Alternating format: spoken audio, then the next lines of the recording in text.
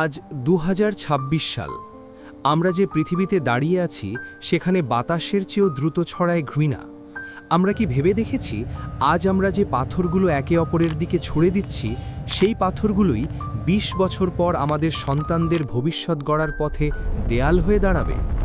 ২০৪৬ সাল। আজ থেকে ঠিক ২ দশক পর যখন আমাদের বর্তমানের এই উন্মাদনা ইতিহাসে পরিণত হবে, তখন আমাদের সন্তানরা কি আমাদের সমাধি নিয়ে গর্ব করবে, নাকি আমাদের নির্বুদ্ধিতার জন্য অভিশাপ দেবে?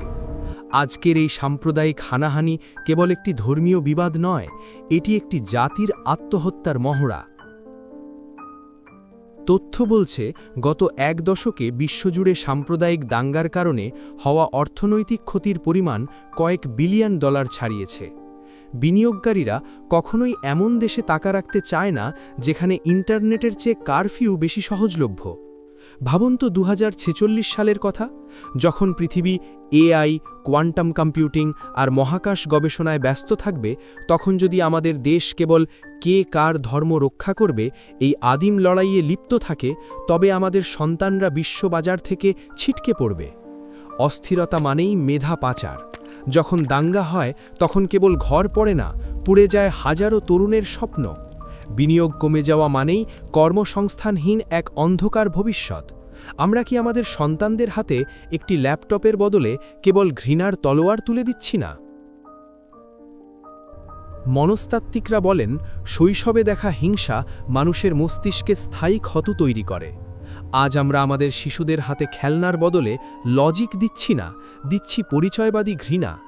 যদি আমাদের পাঠ্যবই বা সামাজিক পরিবেশ কেবল আমরা বনাম ওরা শিক্ষা দেয়, তবে ২০ বছর পর আমরা কোনো বিজ্ঞানী বা চিন্তাবিদ পাব না, পাব কেবল একদল অন্ধ অনুসারী।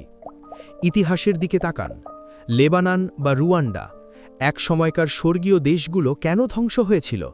কারণ তারা উন্নয়নের চেয়ে বিভাজনকে বেশি গুরুত্ব দিয়েছিল। আজ আমরা যে বিজাতীয় ঘৃণা লালন করছি, ২০ বছর পর তা আমাদের সন্তানদের পারস্পরিক বিশ্বাসের ভিতটাকেই গুড়িয়ে দেবে। প্রতিবেশী যখন প্রতিবেশীকে ভয় পাবে, তখন সেই সমাজ তাসের ঘরের মতো ভেঙে পড়তে বাধ্য। সবচেয়ে মারাত্মক তথ্যটি হল ২০৪৬ সালে আমাদের সন্তানদের প্রধান শত্রু কোনো ধর্ম হবে না। তাদের শত্রু হবে জলবায়ু পরিবর্তন, পানির অভাব আর ক্রমবর্ধমান তাপমাত্রা। অথচ আমরা তাদের সেই যুদ্ধের জন্য তৈরি না করে নিজেদের মধ্যে লড়তে শেখাচ্ছি। যখন সমুদ্রের উচ্চতা বাড়বে বা কৃষিজমি মরুভূমি হবে, তখন প্রকৃতি জিজ্ঞেস করবে না আপনি কোন ধর্মের, তখন কেবল বেঁচে থাকার জন্য লড়াই করতে হবে। কিন্তু আফসোস, আমরা তাদের জন্য এক টুকরো পরিষ্কার আকাশ বা এক ফোঁটা বিশুদ্ধ পানি রেখে যাওয়ার চেয়ে বেশি ব্যস্ত আছি শ্মশান আর গোরস্থানের সীমানা নির্ধারণে। আমরা কি আসলেই বাবা মা হিসেবে সফল, নাকি আমরা এক স্বার্থপর প্রজন্ম যারা নিজেদের জেদ মেটাতে সন্তানদের ভবিষ্যৎ বন্ধক রাখছি? সময় এখনো ফুরিয়ে যায়নি। ২০৪৬ সাল এখনো আমাদের কল্পনাতেই আছে, বাস্তবে নয়। আমাদের হাতে এখনো কলম আছে, এখনো বিবেক আছে। মনে রাখবেন, দাঙ্গা হয় মুহূর্তের উত্তেজনায়, কিন্তু তার খেসারত দিতে হয় কয়েক প্রজন্ম ধরে। যদি আমরা চাই আমাদের সন্তানরা ২০৪৬ সাল মাথা উঁচু করে বাঁচুক, তবে আজই এই ঘৃণার কারখানায় তালা ঝোলাতে হবে। তাদের শেখাতে হবে যে ধর্ম মানুষকে মেলাতে আসে, আলাদা করতে নয়। আসুন আমরা এমন এক সমাজ রেখে যাই যেখানে পরিচয় হবে মানুষ আর ধর্ম হবে মানবতা।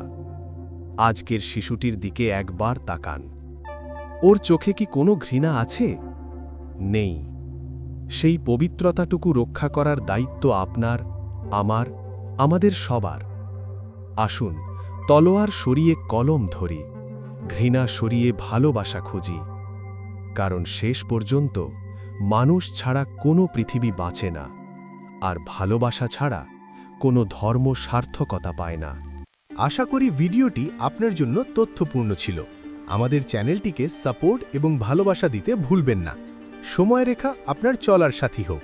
ভালো থাকুন।